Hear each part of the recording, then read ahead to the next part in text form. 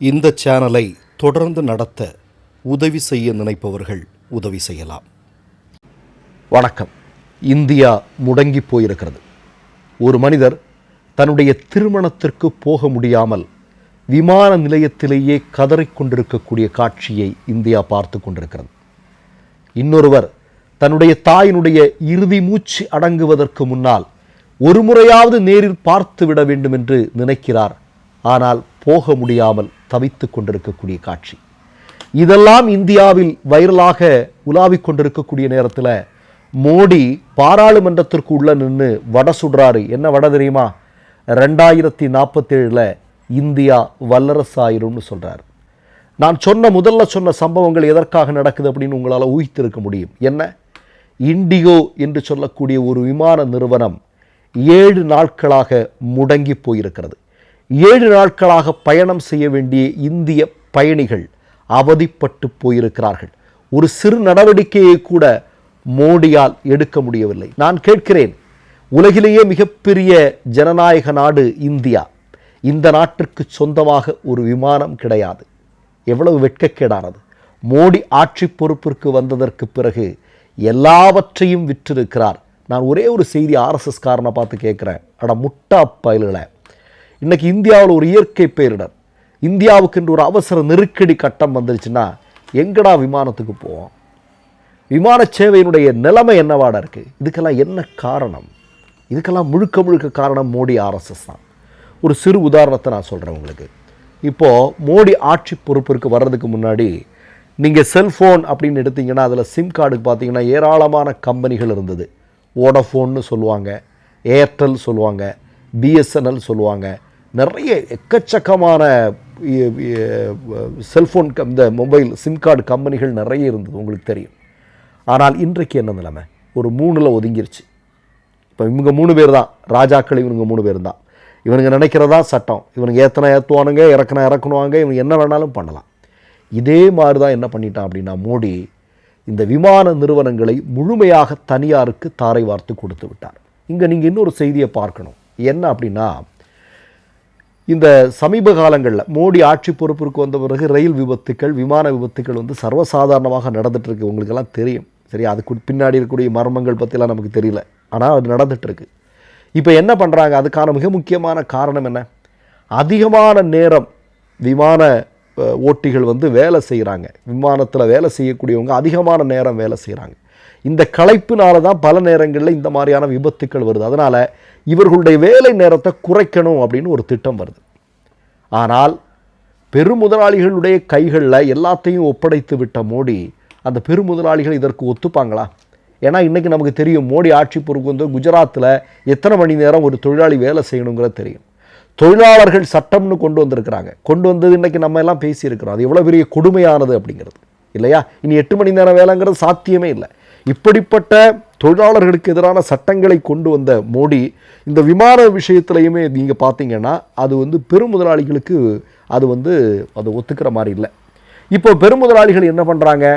இல்லை இருக்கிற வேலையாட்களை கூடுதலான நேரம் வேலை செய்யணும் அப்படின்னா தான் தங்களுடைய பணப்பையை நிரப்ப முடியும், மூட்டையாக சம்பாதிக்க முடியும், கொள்ளையடிக்கும். அதில் ஒரு % பாஜக கொடுத்தா மோடி RSS கண்டுக்காமல் இருக்க போகிறாங்க.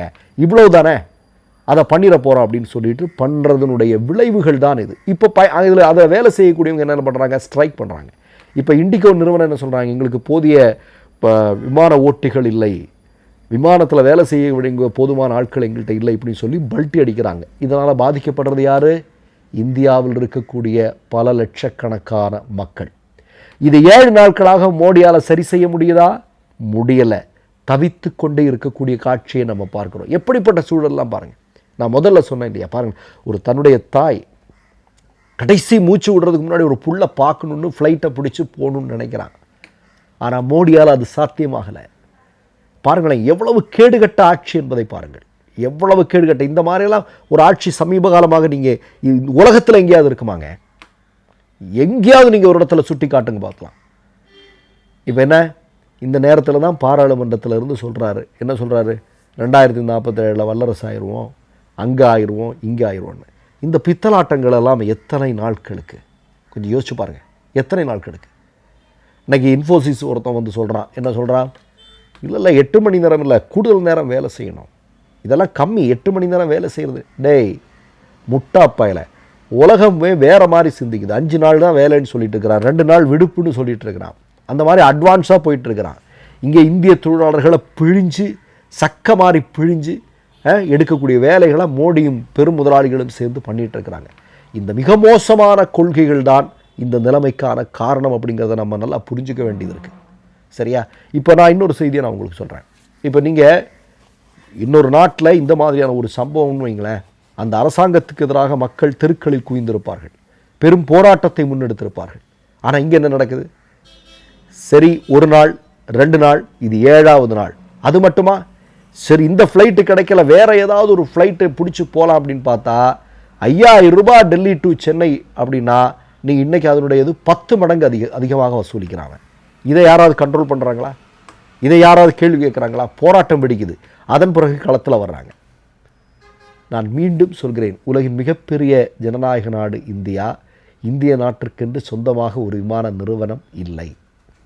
ஆனால் அந்த துறைக்கென்று ஒரு அமைச்சரை மோடி நியமிச்சிருக்கிறார். எவ்வளவு கேடுகட்டவர்களாக இருப்பார்கள் பாருங்கள். அப்படி ஒரு விஷயமே நம்மள்கிட்ட இல்லை. இந்தியாவுக்குன்னு சொந்தமாக ஒன்றுமே இல்லை, விமானமே இல்லை, விமான நிறுவனங்களே கிடையாது. ஆனால் அதுக்கென்று ஒரு அமைச்சரை போட்டு வைத்திருக்கிறார்கள். எல்லாமே விசித்திரமாக இருக்குங்க, எல்லாமே விசித்திரமாக இருக்குது. பாஜக ஆட்சியில் எல்லாமே விசித்திரமாக இருக்குது. இவர்கள் கொண்டு வரக்கூடிய இந்த கொள்கையின் மூலம் இந்தியாவில் இருக்கக்கூடிய மக்கள் அவதிப்பட்டு கொண்டிருக்கிறார்கள். பெரும் முதலாளிகள் மேலும் மேலும் கொழுத்து கொண்டிருக்கிறார்கள். இதற்கு என்றுதான் முடிவு காலமோ அப்படிங்கிறது தெரியல. மற்றொரு நிகழ்வில் சந்திப்போம். நன்றி, வணக்கம். हमें वर्तमान के साथ साथ भावी पीढ़ियों के बारे में भी सोचना है, क्योंकि हम जब नहीं थे ये देश तब भी था, जब हम नहीं रहेंगे ये देश तब भी रहेगा. 3 யூடியூப் சேனல்கள் வியாபாரத்திற்கு இருக்கிறது. தேவைப்படுபவர்கள் இந்த எண்ணுக்கு தொடர்பு கொள்ளுங்கள். மை நேம் இஸ் ரெட் சேனலை சப்ஸ்கிரைப் பண்ணிக்கோங்க. அதுக்கப்புறமா பக்கத்தில் இருக்கிற ஜாயின் பட்டனை கிளிக் பண்ணீங்கன்னா ஒரு நியூ பேஜ் ஒன்று ஓப்பன் ஆகும். அதுலேயும் ஜாயின் பட்டனே கிளிக் பண்ணிக்கோங்க. அதில் பார்த்தீங்கன்னா credit R debit card options இருக்கு. இதில் உங்களுக்கு விசா, மாஸ்டர் கார்டு, ரிப்பே அப்படின்னு 3 ஆப்ஷன்ஸ் கொடுத்துருக்காங்க. அதில் நீங்கள் எந்த கார்டு சூஸ் பண்ணுறீங்களோ அந்த கார்டோட நம்பர் என்டர் பண்ணிக்கோங்க. அப்புறமா கார்டோட வேலிடிட்டி மந்த் அண்ட் இயரை டைப் பண்ணிக்கோங்க. அடுத்தபடியாக உங்கள் கார்டோட பின்னால் CVC கோடுன்னு சொல்லிட்டு 3 நம்பர்ஸ் கொடுத்துருப்பாங்க. அந்த நம்பரை இதில் என்டர் பண்ணிக்கோங்க. அப்புறமா அட்ரஸ் அண்ட் இன்ஃபர்மேஷன் என்டர் பண்ணிட்டு பைங்கிற பட்டனை கிளிக் பண்ணிக்கோங்க. ஒருவேளை உங்க கார்டு நம்பர் இன்வாலிட்னு காமிச்சிச்சுன்னா உங்க கார்டுல இன்டர்நேஷனல் யூசேஜை எனேபிள் பண்ணுங்க.